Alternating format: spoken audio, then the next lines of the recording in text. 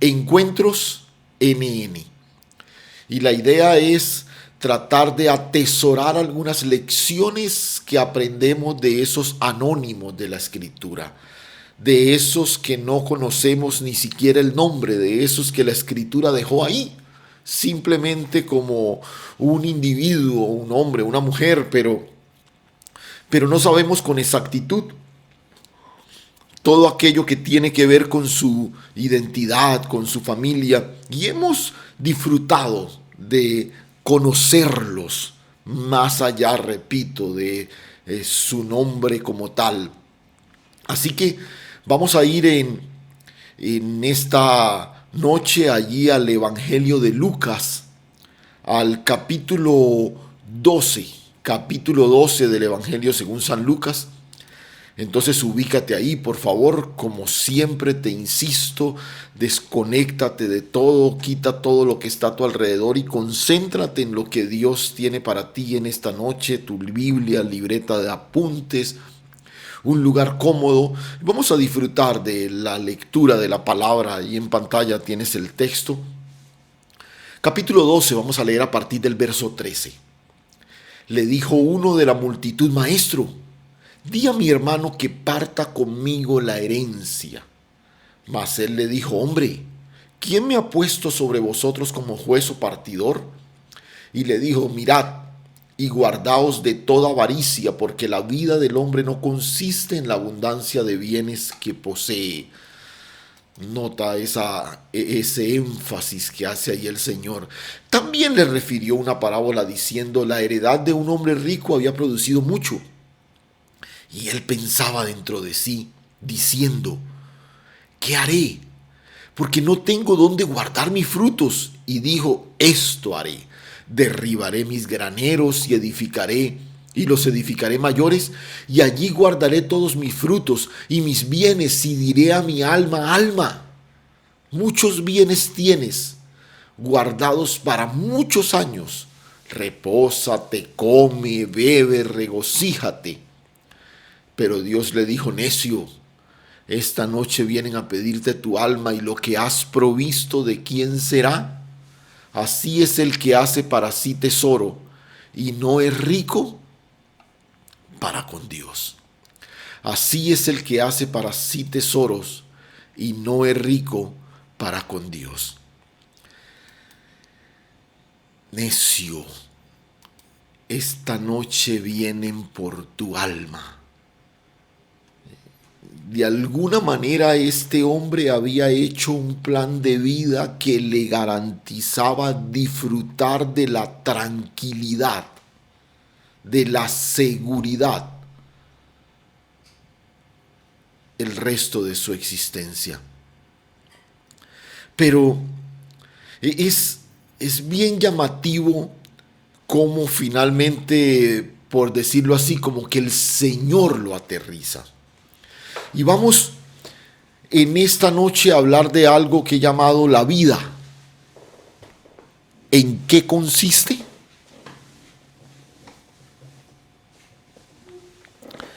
¿En qué consiste la vida?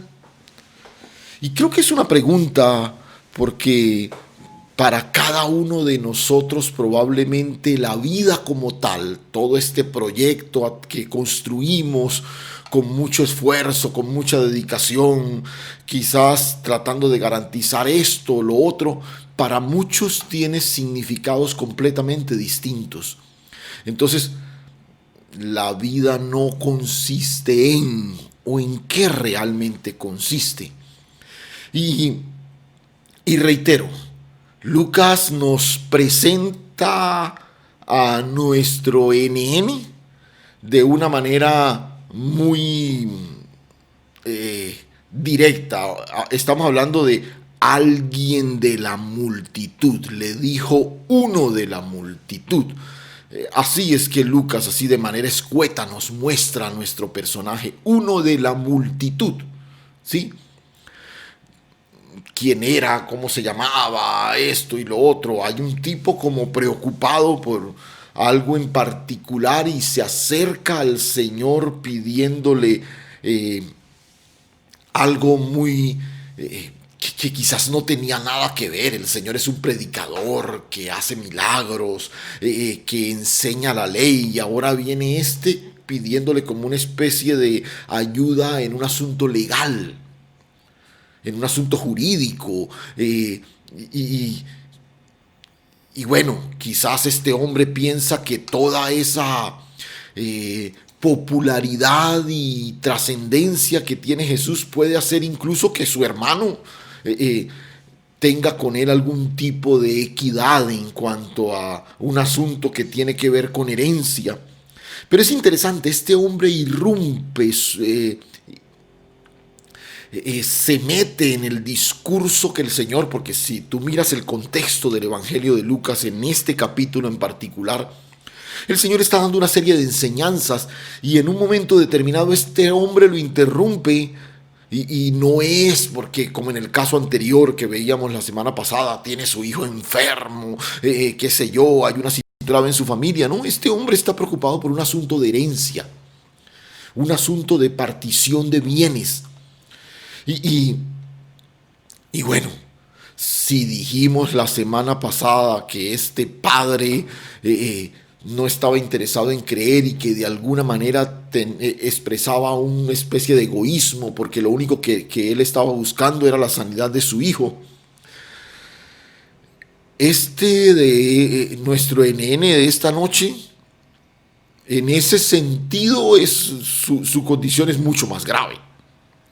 Porque no hay ningún tipo de preocupación de índole personal, familiar. El asunto es estrictamente material. A él no le importa absolutamente nada, sino un asunto que tiene que ver con bienes, ¿no? Y como miramos en el texto, di a mi hermano que parta conmigo la herencia. Di a mi hermano que parta conmigo la herencia. Y bueno, como que la primera cosa que el Señor le aclara es que Él no vino a eso. Si este era un caso justo, digno de presentar una querella, este hombre debía acudir a una autoridad competente y no ir a un predicador ambulante como era el Señor. Pero reitero, este hombre veía en Jesús tanta influencia que de pronto llegó a pensar, probablemente puede influir en la vida de mi hermano para que él obre con algún tipo de justicia. Pero uno podría pensar, bueno, si es el hermano y estamos hablando de una herencia, pues una herencia que seguramente a él le corresponde también. Y a mí se me ocurre esto otra vez, es una reflexión estrictamente personal, que probablemente teniendo en cuenta la legislación judía,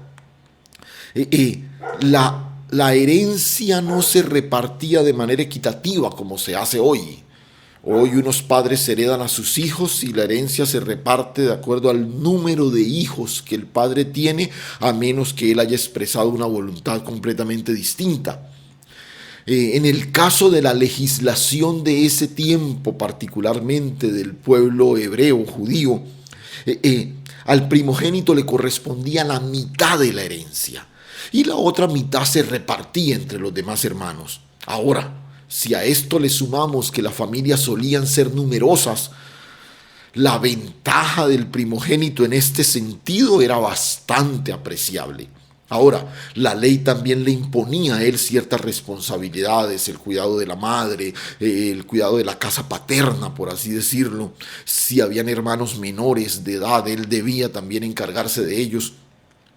Digamos que tenía sus ventajas, pero también sus responsabilidades.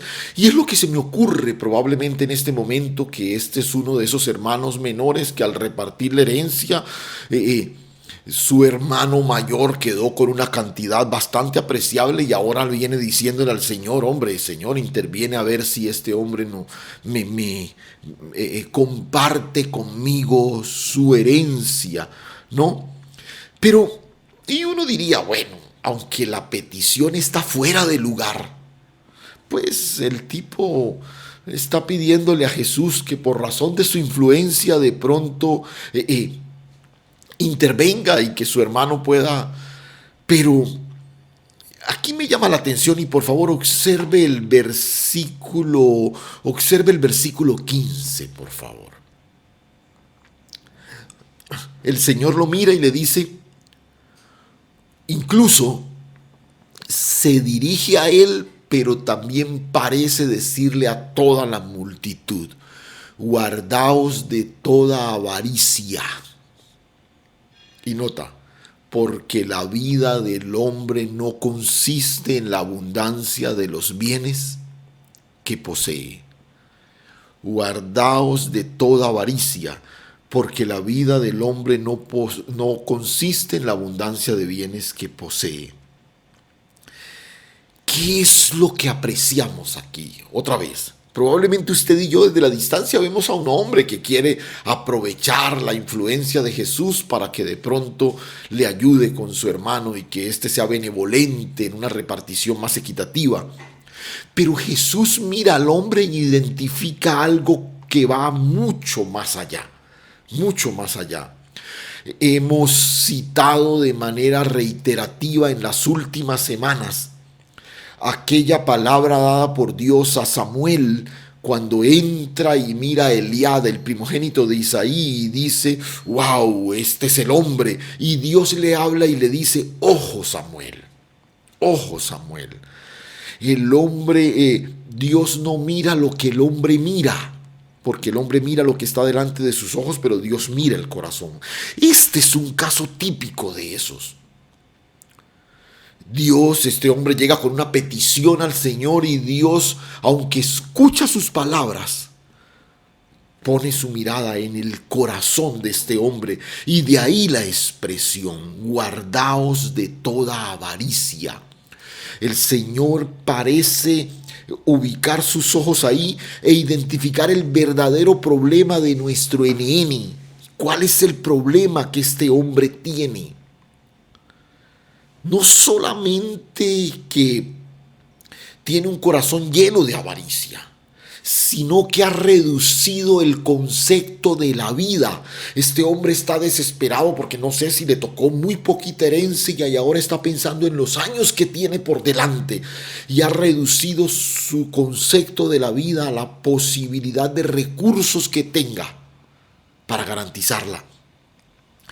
Este es el verdadero problema de este hombre. Nuestro NN tiene un concepto reducido de la vida y un corazón lleno de avaricia. Ha limitado su comprensión, ha definido la importancia de la vida sobre algo tangencial y ha quitado el foco de lo que es verdaderamente importante.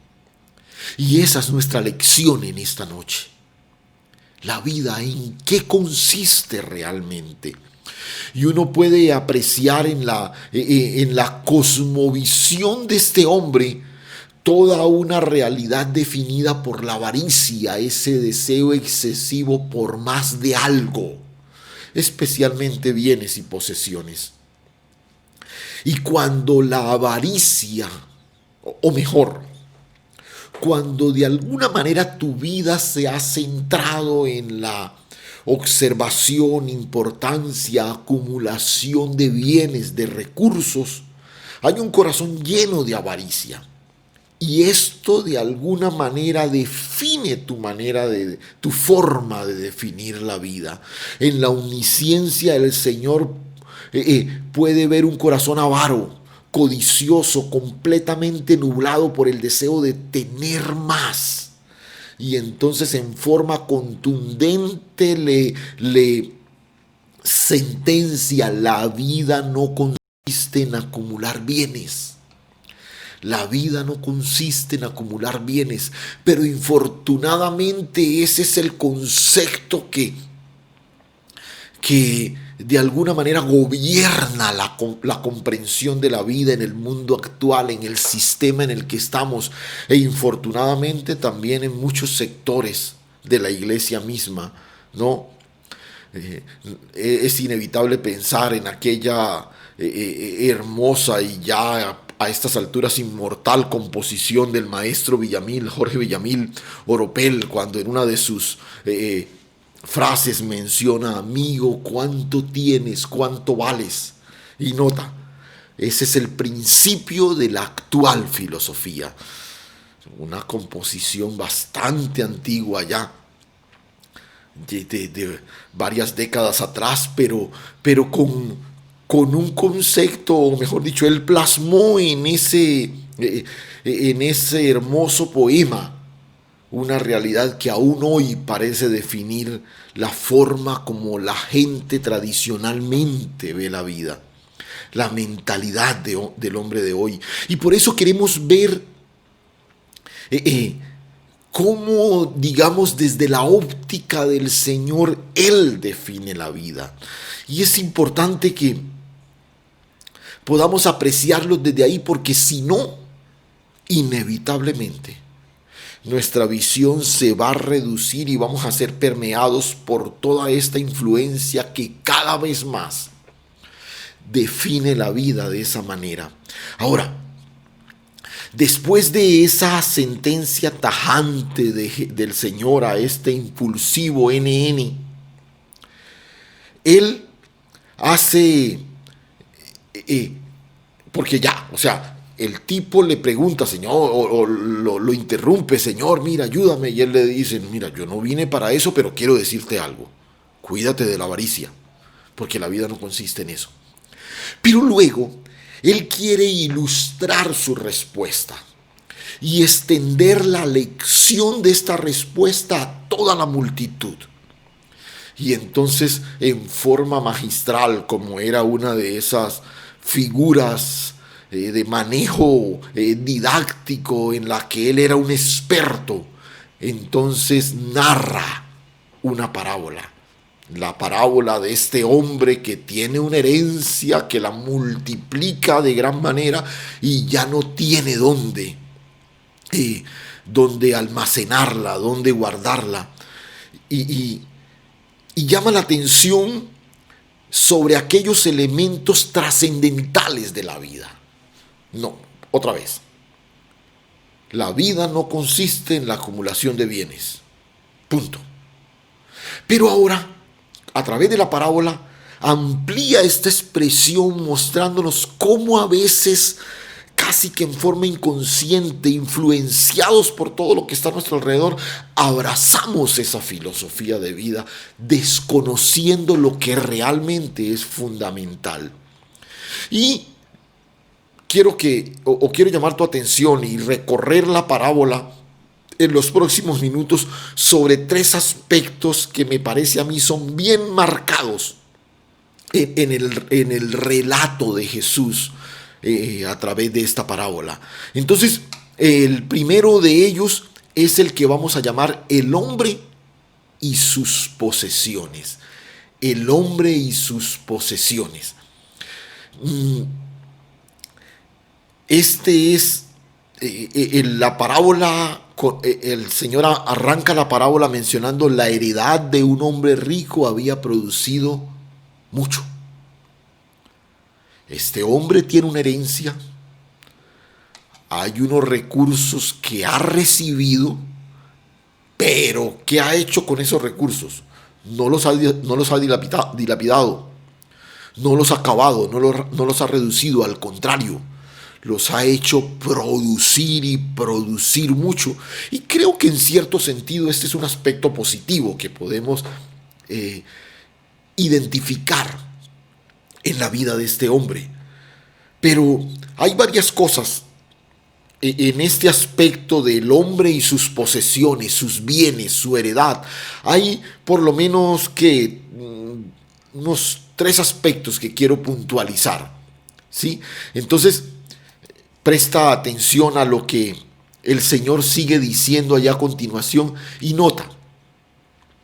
El primer detalle que uno aprecia es que este hombre no reconoció la verdadera fuente de su prosperidad. El asunto de su prosperidad económica no descansaba en la herencia, en su capacidad administrativa para multiplicarla. Y eso se evidencia en la forma como él lo menciona. Si tú miras con detenimiento el texto, y él pensaba dentro de sí diciendo, ¿qué haré porque no tengo dónde guardar qué? Mis frutos. derribaré mis graneros y los edificaré mayores y guardaré allí mis frutos y mis bienes. Si tú notas en este lenguaje que el hombre utiliza, todo el tiempo habla de mí, de mí, de mí, de mí. Y por favor, yo quiero aclarar algo. Creo que es bueno hacer la aclaración. El Señor aquí no está condenando la prosperidad económica. El Señor aquí no está condenando la manera como este hombre, en el caso de la parábola, se ha enriquecido, ha multiplicado el asunto. No, no, no, no, no. No te confundas. No hay nada piadoso en ser pobre. Como tampoco hay algo redentivo en ser rico. No, no, no. Y, pero el texto primero llama la atención de la manera como este hombre maneja el asunto de su herencia. Pero el énfasis aquí del Señor es que Él se ufana en lo que tiene, en lo que ha conseguido. Este es mi esfuerzo, esto es lo que yo hice, son mis graneros, es mi fruto, lo guardaré. Entonces, si tú observas en su lenguaje, en ningún momento está reconociendo que aún Dios es el que nos da la capacidad de hacer riqueza. Pero a veces sin darnos cuenta, este tipo de lenguaje se convierte en nuestra forma de hablar. Hablamos del esfuerzo que yo hice para conseguir esto. Es que yo me quemé las pestañas tratando de lograr esto. Es que esto lo conseguí con el sudor de mi frente. Este es el título que alcancé con mi propio esfuerzo. Esta es la empresa que levanté. Y tenemos como el síndrome de Nabucodonosor, ese que se asoma por los balcones de su palacio y habla de la gran Babilonia que yo construí con la fuerza de mi mano y para el esplendor de mi gloria. Y al día siguiente fue castigado por el Señor. Escúchame esto. No tenemos nada que no hayamos recibido. Y si tú tienes la posibilidad de disfrutar de recursos que el Señor te ha dado por razón de tu trabajo, por razón de la capacidad que Él ha puesto en ti, no permitas que un lenguaje de esta naturaleza poco a poco te desvíe de una comprensión que debe ser clara. ¿Cuál es la fuente de mi prosperidad económica? No es que Dios te esté echando en cara lo que Él te ha dado, pero Él espera que tú reconozcas todo el tiempo su generosidad y su cuidado. En ese sentido somos deudores de Dios todo el tiempo. No hay nada que tengamos que no haya venido de Él. Por eso, en vez de estar pensando todo el tiempo en lo que yo he conseguido, en lo que yo he logrado, en lo que yo he alcanzado, incluso tratando de mostrarme como ejemplo a los demás, yo debo buscar todo el tiempo formas de expresar mi gratitud. A veces me entristece un poquito, como para muchos es tan complicado, por ejemplo, asumir algunas acciones con sus finanzas frente a los desafíos del reino, de ofrendar, de diezmar, de apoyarlo, el desarrollo del reino del Señor. Y otra vez, me entristece en qué sentido, en que si tú no puedes expresar tu gratitud a Dios a través de cosas tan elementales, tan sencillas, puedes incluso declarar con tus labios que lo que tienes te lo ha dado Dios, pero realmente ese concepto no ha entrado a lo profundo de tu corazón.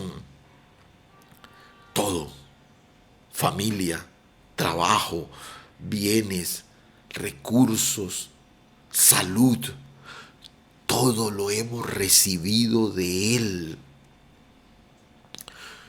Todo lo hemos recibido de Él. Y esto es algo que no solamente debe hacer parte de una declaración verbal o quizás de un cántico en momento de un éxtasis espiritual, sino que debe ser parte de mi filosofía de vida, porque estoy evidenciando en qué consiste la vida para mí. Un segundo aspecto en esto que tiene que ver con el hombre y sus posesiones, es que tú puedes apreciar a un hombre que solo consulta consigo mismo. Este es un hombre que para tomar decisiones frente a las cosas de la vida, el único concepto que le interesa es el de él. Y miremos nuevamente el texto, por favor. Él pensaba dentro de sí, diciendo, ¿qué haré? Porque no tengo dónde guardar mis bienes. Y dijo, esto haré. Él se pregunta, él se contesta, él toma una decisión. Y diré a mi alma, verso 19, alma, muchos bienes tienes guardados. Entonces le hablaba a su propia alma para darle seguridad con las cosas que tenía a su alrededor. Un hombre que solo consulta con él mismo. Y aquí tenemos que escuchar al proverbista cuando nos dice, no seamos sabios en nuestra propia opinión. Es necesario consultar primeramente con Dios. Es necesario que aún las decisiones más triviales, hasta las más trascendentales, que tienen que ver con finanzas, que tienen que ver con el hogar, que tienen que ver con relaciones, todo, absolutamente todo. Recordemos que el único lunar en la vida de Josué fue el día que no consultó con Dios y tomó las provisiones de los gabaonitas. Es bueno que en circunstancias también podamos incluso escuchar la voz de Dios a través de personas que están a nuestro alrededor, a quien consideramos una autoridad espiritual, a nuestro cónyuge, ¿por qué no? A nuestros hijos. También en el consejo familiar también hay sabiduría de parte de Dios, pero sin duda alguna la principal fuente de consulta es Dios a través de su palabra. Pero hay un tercer aspecto que apreciamos en esta dinámica del hombre y sus bienes, es que él no reflexionó sobre los tesoros más valiosos, los tesoros que son más valiosos que los materiales. Y nunca vio nada más importante, ya se sentía completamente tranquilo porque había acumulado muchos bienes. Y por eso la sentencia del Señor es categórica, tajante, casi que cortante. La vida no consiste en eso, por favor, entiéndelo. Pero solo vemos valor en eso. ¿Y sabes qué es lo triste? No solo el que los tiene, sino sobre todo el que no los tiene. Hay personas que toda la vida se la pasan lamentándose. Ay, si yo tuviera, si yo fuera, si yo hubiera alcanzado. Y viven llenos de amargura, puestos sus ojos en lo que los demás tienen, señalando, envidiando. Pero la otra orilla también es peligrosa, ¿cierto? Aquellos que se concentran solo en acumular, en levantar, en construir, en atesorar y nunca disfrutan de lo verdaderamente valioso que Dios tiene. Hay algunos que se pasan toda la vida construyendo grandes emporios para garantizar la seguridad de su familia, una familia que nunca disfrutan y a duras penas conocen. Tienen propiedades que nunca habitan, tienen recursos que nunca disfrutan, tienen familias que nunca conocen. Y Dios les dice, guárdense de toda avaricia.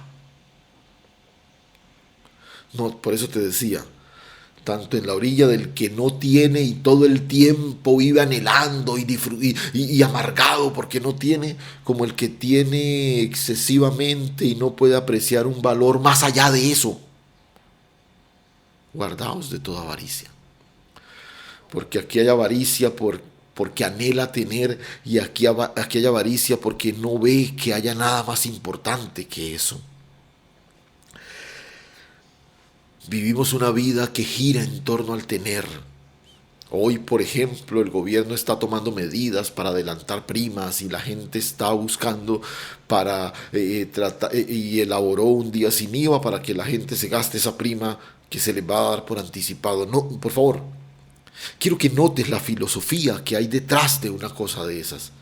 El gobierno está garantizando que las personas reciban un dinero y diseña un día para que se gasten ese dinero.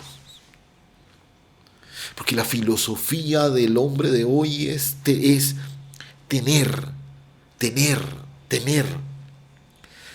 Y lo único que realmente necesitamos tener es la presencia maravillosa de Cristo en el centro de nuestro corazón. Pero sigamos avanzando. Ya vimos el hombre y sus posesiones. Ahora observemos un poquitico lo que el texto identifica: el hombre y su alma, porque incluso dialoga con su alma, incluso entra en una especie de tertulia con su alma. Y se mete en un proceso de tratar de convencer a su alma de lo segura que está por razón de todo lo que y parece que era un alma pachanguera, ¿no? Y le dice: disfruta, alégrate, gózate, ¿cierto? Y tenemos que observar algunas cosas en ese diálogo que él tiene con su alma, que podemos también entresacar en esta noche y de pronto puntualizar y mirar un poquito la manera como este hombre, y que algunas de ellas, por ejemplo, creo yo, positivas. Por ejemplo, esta primera: él era consciente que tenía un alma.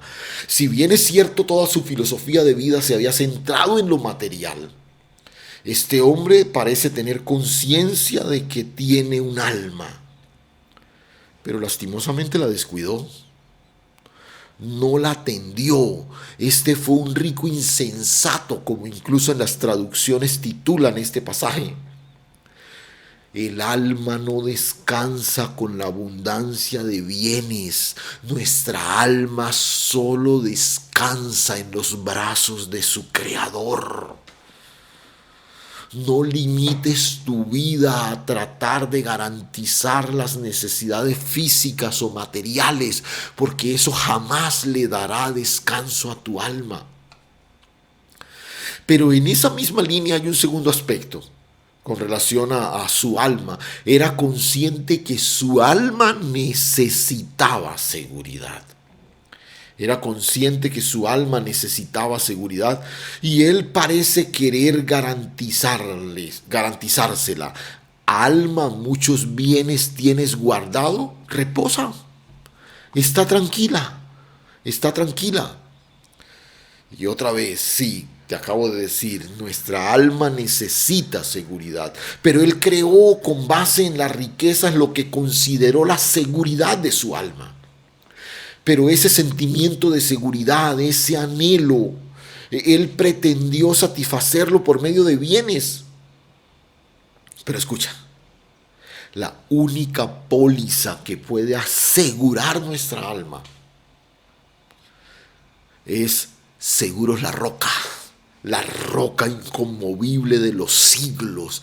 Es en el Señor que nuestra alma descansa. Por más bienes que acumules, no podrás garantizar la seguridad de tu alma, porque ella solamente se siente segura en Cristo Jesús. Pero un tercer aspecto que podemos identificar ahí en esa relación del hombre con su alma es que también él entendía que el alma anhela satisfacción. El alma anhela satisfacción. Y escúchame, la satisfacción espiritual solo se logra por medio de la presencia del Espíritu y la comunión con Él. Tú puedes satisfacer tu carne yendo a una parte, haciendo esto. A veces nos fascinaría conocer esto y como que vamos y hacemos ese viaje y wow, nos sentimos satisfechos.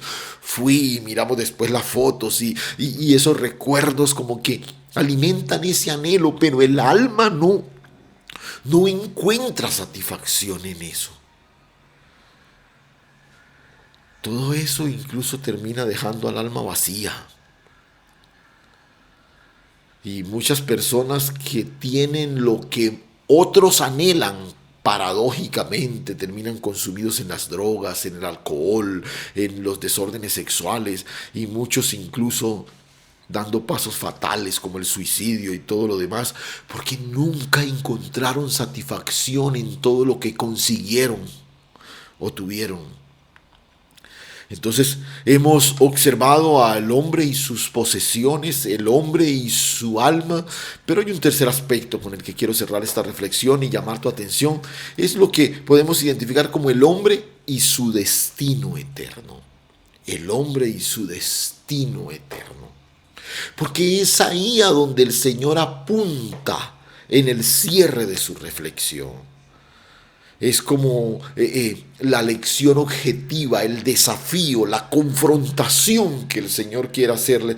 Es como diciendo, miren, no se queden en la historia del tipo, del granero, de los bienes, del hombre que dialoga con su alma. Ojo con esto. Y nota la manera como cierra, como confronta.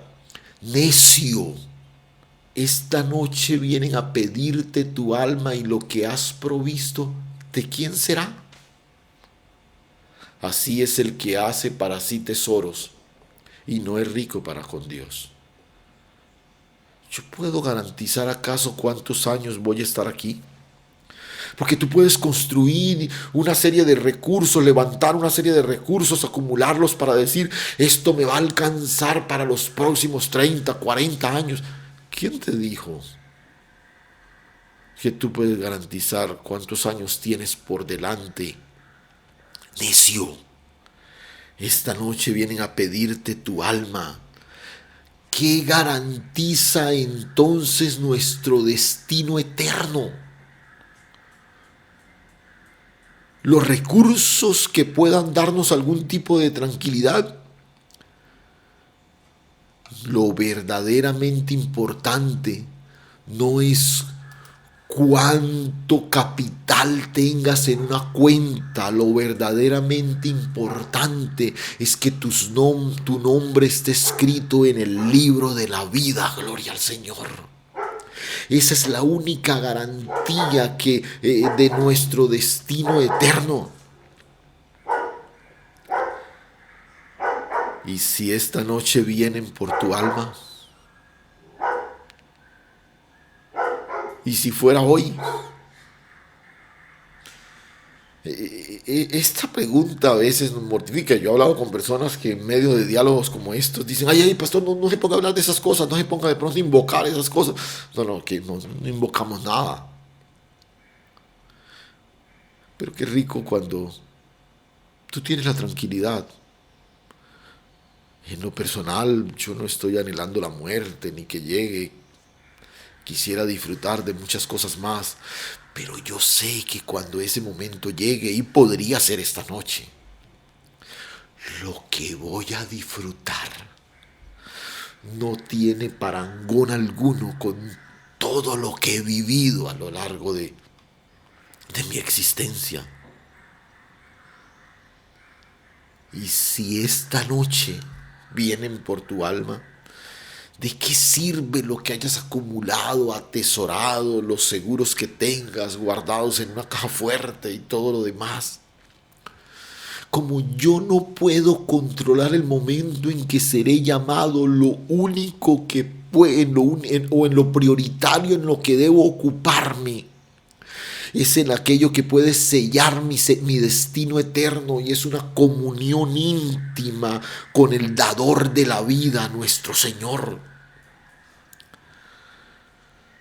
El hombre de la parábola no atendió el llamado de Dios. Se preocupó simplemente de llenar graneros, de acumular bienes, de enriquecerse.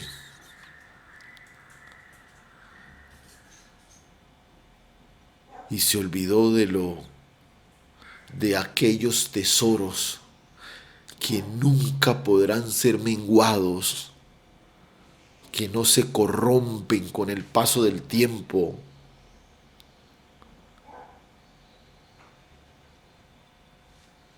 Y mira,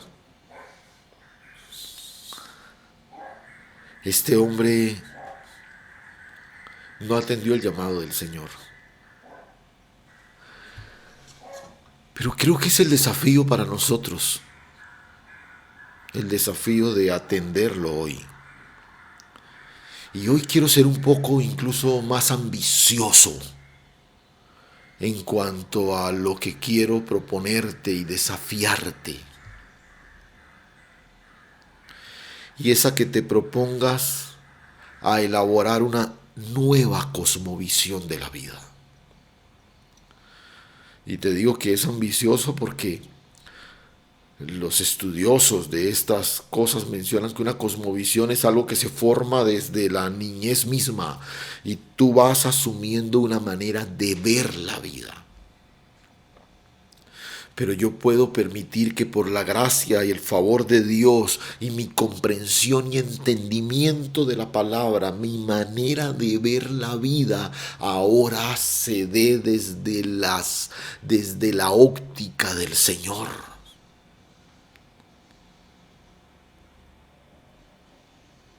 Y quiero citar para terminar un texto donde el Señor usa algunas expresiones parecidas a las que usa en esta parábola. Ahí en Mateo capítulo 16, un texto que hemos tocado varias veces también en las últimas semanas. Y yo soy muy observador en este sentido. Cuando en ese acercamiento a la escritura comienzo a encontrarme con expresiones que son reiterativas, yo creo que hay algo que Dios se está enfatizando a nosotros como iglesia. Entonces Jesús dijo a sus discípulos: si alguno quiere venir en pos de mí, niéguese a sí mismo, tome su cruz y sígame, porque todo el que quiera salvar su vida, la perderá. Y todo el que pierda su vida por causa de mí, la hallará. Porque ¿qué aprovechará al hombre si ganare todo el mundo y perdiere su alma? ¿O qué recompensa dará el hombre por su alma? Y este texto creo que lo hemos citado en varias ocasiones en las últimas semanas, pero quiero que observes el énfasis aquí. El llamado del Señor es un llamado a negarse, es un llamado a perdernos en Él, a perderlo todo en la riqueza de Él. Porque lo que puede estar en juego es la pérdida de nuestra alma. ¿De qué sirve que alcances todos los reconocimientos, que acumules una cantidad de recursos que puedan garantizar la vida de 3 y 4 generaciones por delante de ti? ¿De qué aprovechará al hombre si ganara el mundo entero y perdiere su alma? ¿Acaso hay alguna recompensa que se puede dar por el alma de un hombre? Y él mismo se responde aquí en este texto: tu alma ya fue comprada a precio de sangre, la sangre preciosa del Hijo de Dios. Y creo que llegó el momento de evaluar un poquito.